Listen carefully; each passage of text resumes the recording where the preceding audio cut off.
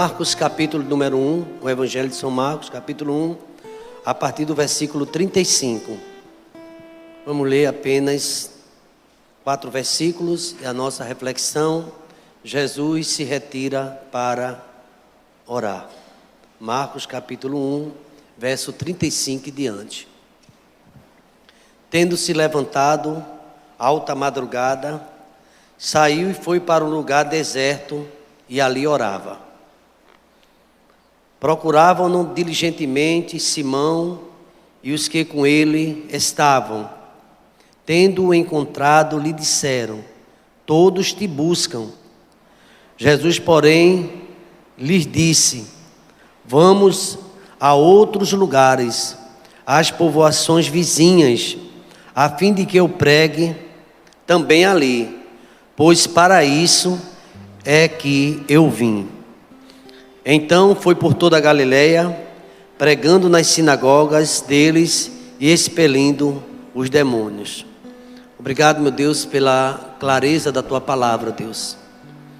Deus, muitas vezes nós temos aprendido que o Senhor saía do meio da multidão e buscava lugares desertos, solitários, para ali, ó Deus, desenvolver a comunhão com o Pai, buscando em oração, ó Pai. Às vezes, ó Deus, os discípulos não entendiam, porque achavam que as coisas tinham que ser urgente, que o Senhor tinha que agir. Mas aprendemos com Teu Filho Jesus Cristo, que antes de qualquer ação, havia oração. Às vezes as pessoas não entendiam. Antes mesmo do Getsemane, o Senhor prostou-se para orar também, pedindo ao Teu Pai: se possível, afasta de mim o cálice, mas não seja feita a minha vontade, a Tua vontade. E essa passagem diz que por 3 vezes o Senhor encontrou os discípulos dormindo, num momento crucial, um momento tão urgente, um momento de oração. Obrigado, porque muito mais do que parábolas, passagens bíblicas, o Senhor viveu uma vida de oração. Nos ajuda, Deus, a entender que a missão do discípulo, apesar da gente estar numa correria tão grande, tantas programações, é a tirania do urgente, é tanta coisa para fazer, mas nós precisamos orar, pedindo a Tua orientação, pedindo a direção do Teu Espírito Santo, ó Pai. O discípulo, antes de qualquer coisa, é um servo que ora, que na Tua dependência, o Senhor dá luz, o Senhor mostra o caminho, ó Pai. A mensagem desta noite, ó Deus, nos ensina a orar, através do modelo maior, que é o Teu Filho Jesus Cristo, ó Pai. Ajuda-nos na compreensão, apesar da importância de estarmos na Tua casa de oração, mas a nossa vida deve ser desenvolvida em todo o tempo, não apenas na igreja, no caminho, em casa, nas madrugadas. Oh Deus, em todo lugar, a Tua palavra diz: orai sem cessar. E no ministério, oh Deus, como precisamos da Tua ajuda, Pai. Quantas vezes, ó Deus, estamos tão empenhados, focados em algo, ó Deus, mas esquecendo de buscar o recurso que vem do alto, ó Pai. A oração, que vai mostrar, que vai revelar e vai produzir efeito para a glória do Teu santo nome, ó Deus. E às vezes, ó Deus, confessamos que nem sabemos orar como convém, mas o Teu Espírito Santo vai ensinando, ó Pai, e mostrando a Tua vontade. Ajuda-nos, ó Deus, a compreender que a missão do discípulo, tanta tarefa, mas antes de tudo, é uma vida de oração. Nos dá esse entendimento, no nome de Jesus.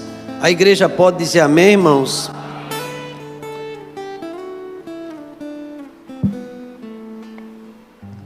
O discípulo e a oração. Jesus Cristo, sem sombra de dúvida, é o maior modelo, biblicamente falando, sobre oração. O texto sagrado nos mostra no capítulo 1 de Marcos a dinâmica de Cristo curando, pregando a palavra, ensinando, mas Ele tinha que ter esse tempo de reserva de oração. Eu faço uma pergunta para todos nós: como tem sido a nossa reserva? A gente tem orado? E aqui a gente aprende que Jesus Cristo, ele levantou-se de madrugada, alta madrugada, o texto diz na minha tradução, tendo se levantado alta madrugada. E a gente vai buscar a informação mais ou menos essa hora, o que o texto está dizendo, de 3 horas da manhã até aproximadamente 6 horas, madrugada, ele estava ali orando para o novo dia que ia começar, pedindo a direção de Deus. Temos essa orientação na palavra, que o dia deve começar de joelhos, em oração, pedindo a Deus a direção para tudo que a gente vai realizar. Às vezes a nossa agenda está lotada, tanta coisa para fazer, mas o primeiro passo que devemos fazer é levantar e orar e apresentar a Deus. A Bíblia fala que era madrugada, a última vigília da noite, como eu já falei, de 3 às 6 horas da manhã. Jesus, ele reage diante da busca daquela multidão pela sua pessoa. Uma multidão, e Jesus Cristo estava fugindo da sua popularidade, ele não queria. E muitas vezes quando ele curava alguém, ele dizia assim, não diz a ninguém, mas parece que era pior. Porque Jesus Cristo tinha uma missão de pregar a palavra. A gente quando fala de evangelismo, é impossível haver evangelização sem oração. Precisamos orar, pedindo a Deus que abra a porta da palavra. A pregação vem pela palavra. A questão não é quanto tempo você se prepara para elaborar um sermão, é quanto tempo você se prepara para orar por ele e orar pelas pessoas que estão ouvindo. E o Espírito Santo de Deus falava no meu coração, a igreja precisa orar mais, a igreja precisa buscar mais a minha face. E aqui Jesus, ele reage. Então, meus irmãos, ele buscava uma hora mais tranquila. A gente precisa ter aquele lugar, aquele jardim de oração, aquele lugar tranquilo. A gente ora na igreja, é bom, mas a gente precisa ter, quem sabe na sua casa tem um canto especial, onde você pode orar tranquilamente, sem aquele momento. A oração coletiva é muito importante, mas a gente aprende com Cristo, entra no teu quarto, fecha a porta. Às vezes aquele momento solitário, nós precisamos desenvolver a nossa intimidade e comunhão com o Senhor. Nós precisamos desse momento devocional, não só na igreja, buscando o Senhor em todo momento.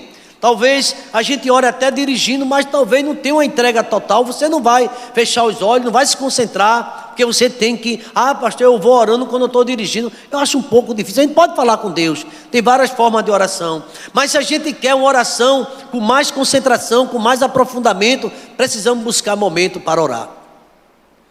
Precisamos buscar esse momento para orar. E aqui eu estava lendo sobre esse tema, é um tema, tem muitos materiais, muita coisa da importância da oração. A igreja, a casa do Senhor é chamada casa de oração.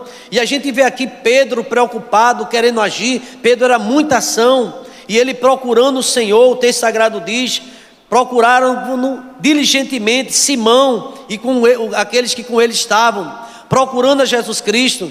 Quem sabe o povo estava em busca das curas, não é verdade?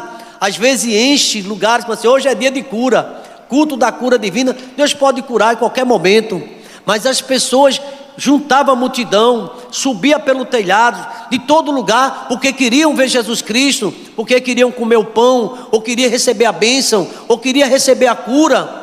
Naturalmente o povo procurava. A Bíblia fala de um tanque chamado tanque de Siloé, naquele tanque de Betesda, onde juntavam uma multidão, porque o pessoal quer cura. A pessoa quer cura.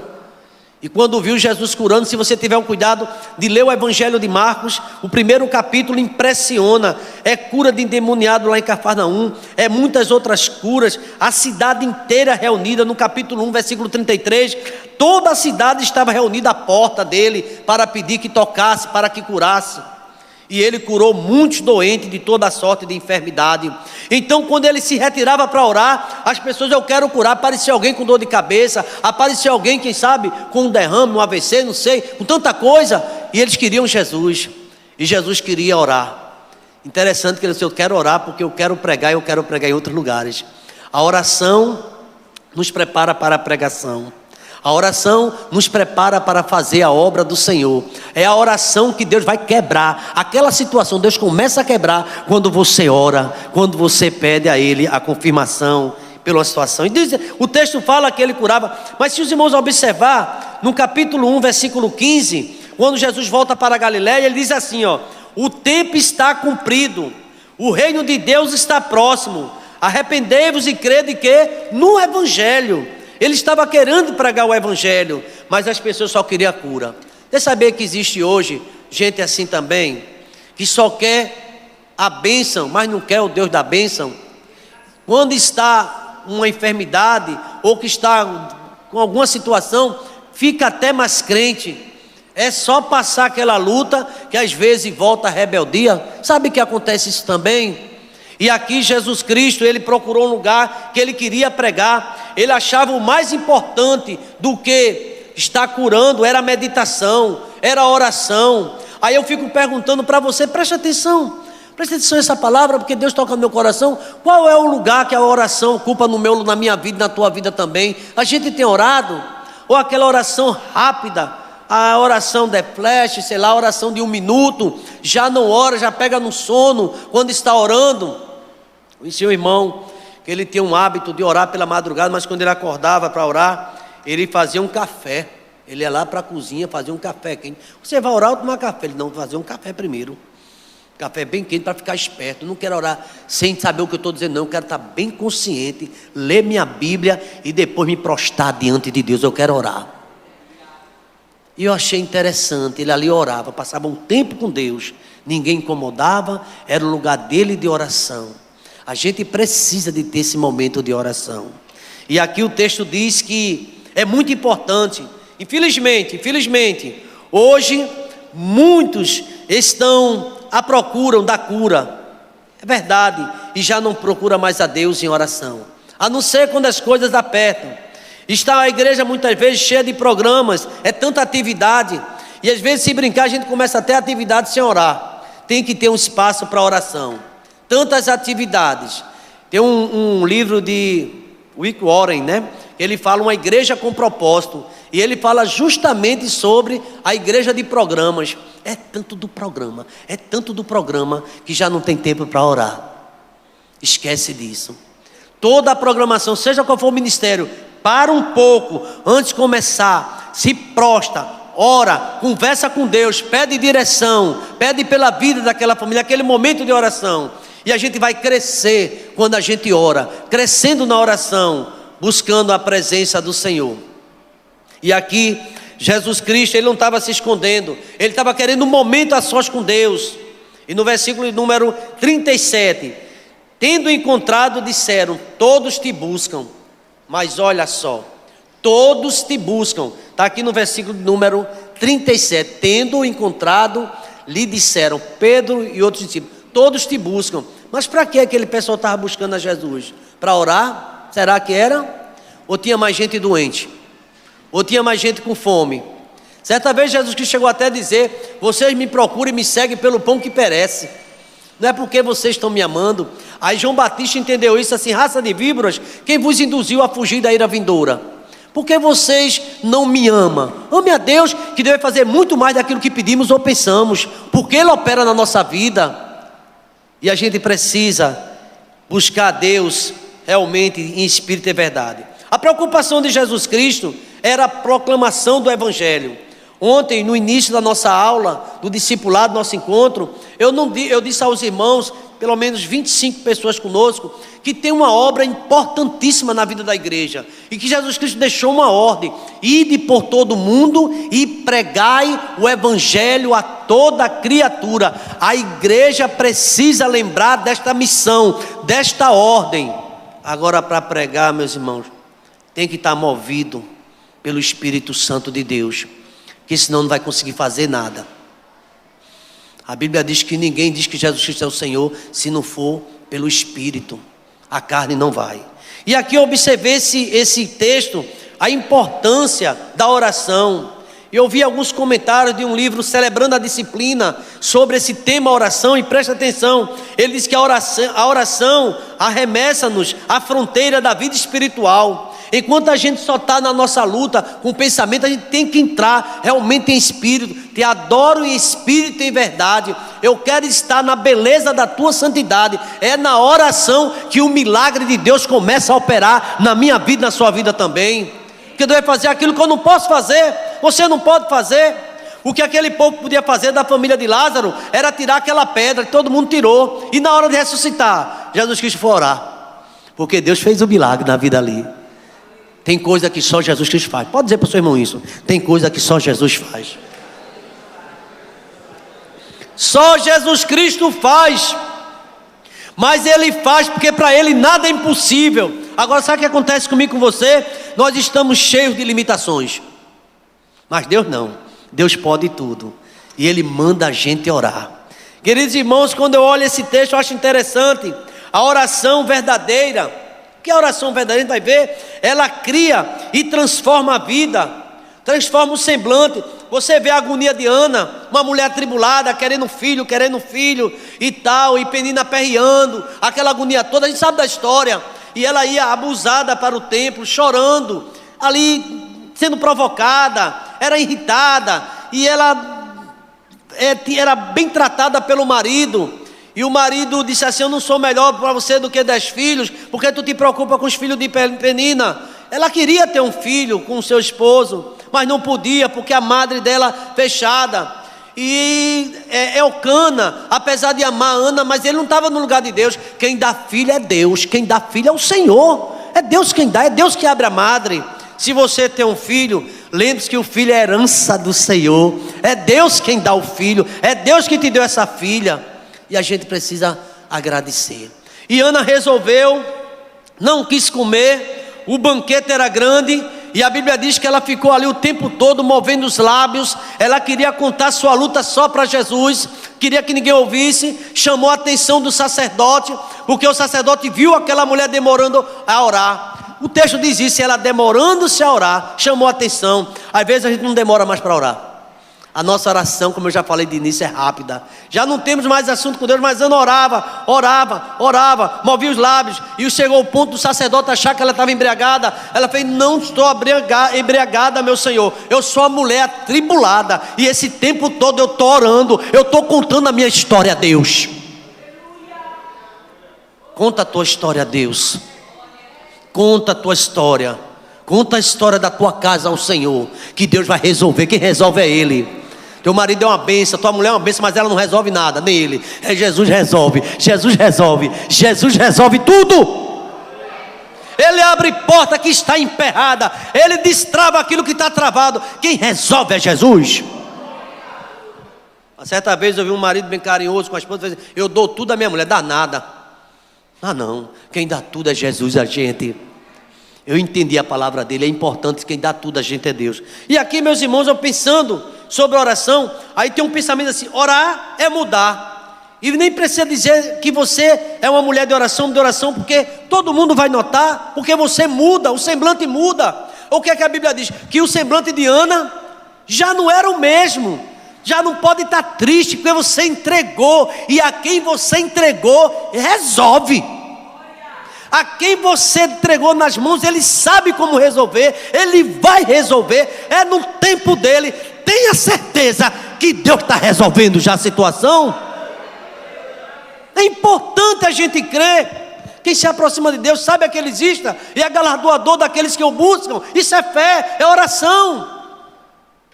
E aqui o discípulo é oração. Não pode haver discipulado sem oração, é impossível, é fraco, não pode haver.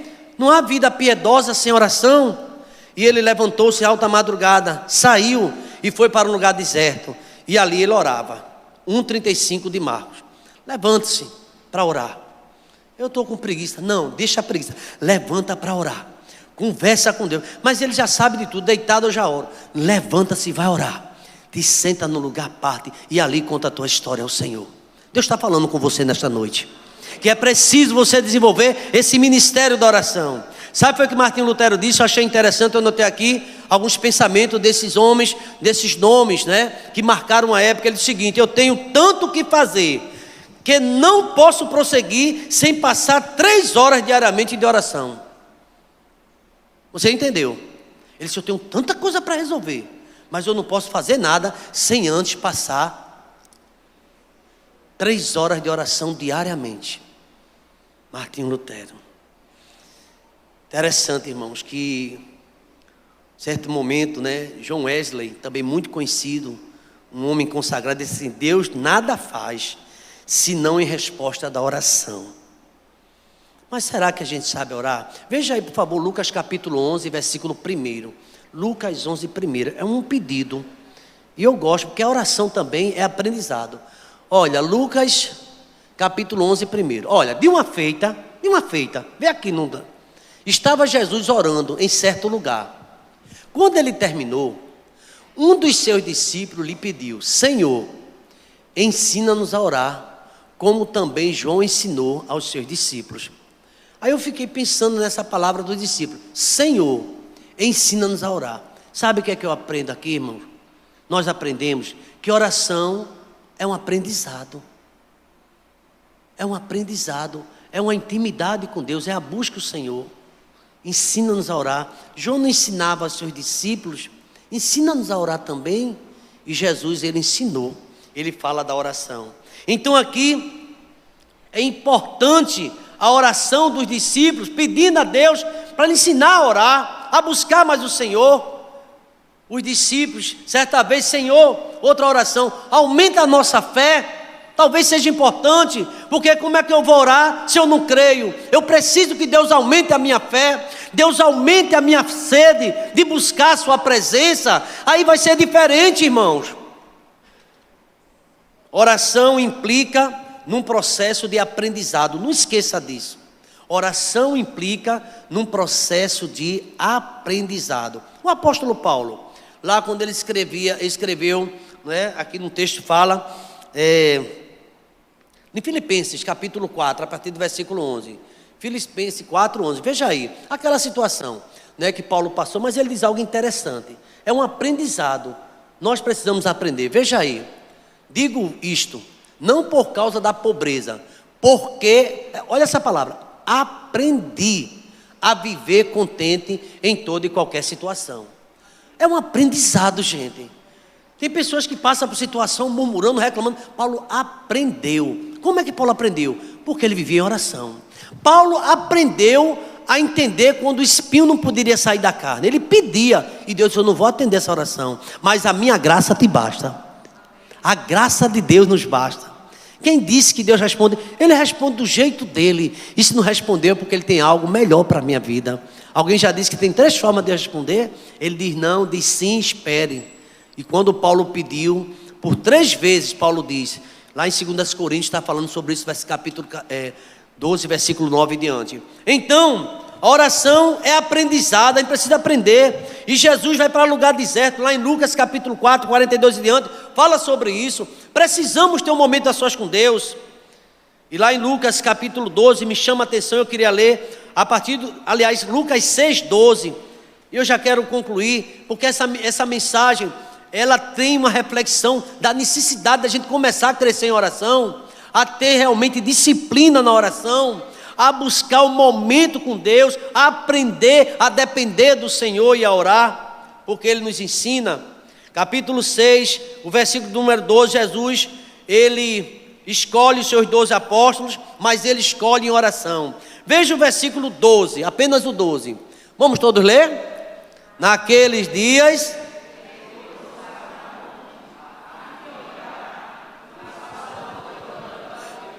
passou uma vigília. Jesus passou a noite orando a Deus. Veja o verso 13. E quando amanheceu, chamou a si e escolheu dentre eles, os quais deu também o nome de apóstolo. Eu não vou falar o nome dos apóstolos, mas está dizendo os irmãos que as escolhas de Deus era precedida de oração. Será que a gente escolhe orando ao Senhor? Senhor, é da tua vontade eu fazer isso? É da tua vontade eu alugar essa casa e sair daqui? É da tua vontade eu vender? A gente tem que perguntar a Deus. Senhor, eu vou sair desse lugar, é da tua vontade? Senhor, eu vou mudar desse trabalho, é da tua vontade? Senhor, meu ministério acabou aqui na igreja, é da tua vontade? Ou a gente sai quando dá na cabeça? Pergunta a Deus, que Deus ele vai revelar a vontade dele na tua vida.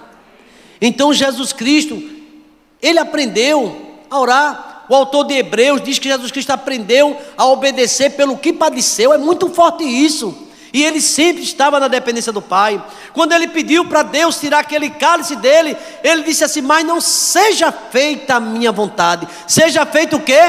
A tua vontade. A vontade de Deus é boa, a vontade de Deus é agradável, a vontade de Deus é perfeita. Vamos então buscar a vontade de Deus. Vamos ficar de pé nesse momento. E esse texto me ensina que Jesus passou a noite orando, e ele escolheu quem ele quis. Agora ele ensinou: as nossas escolhas devem ser regadas à oração.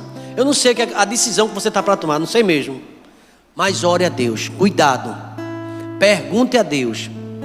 Semana eu estava falando com a irmã muito atribulada sobre o casamento, né? E já houve a primeira separação e tal. É uma pessoa do outro ministério, ela falando angustiada. E ela disse: pastor, e agora? É divorciada e tal, aquela coisa toda. E a Bíblia diz que o que Deus juntou, não separe o homem. Aí eu perguntei para ela, né? Não vou dizer a resposta dela não. Foi Deus que juntou? Ou foi você que foi procurar? Ou a gente às vezes diz que é Deus, e quando é a carne que está buscando. Aí vem tribulação. Quer sair de casa às vezes, quer porque quer ter uma vida a dois e não consultou a Deus. Tenha cuidado, sobretudo as jovens aí, né, que está em busca, pergunte a Deus.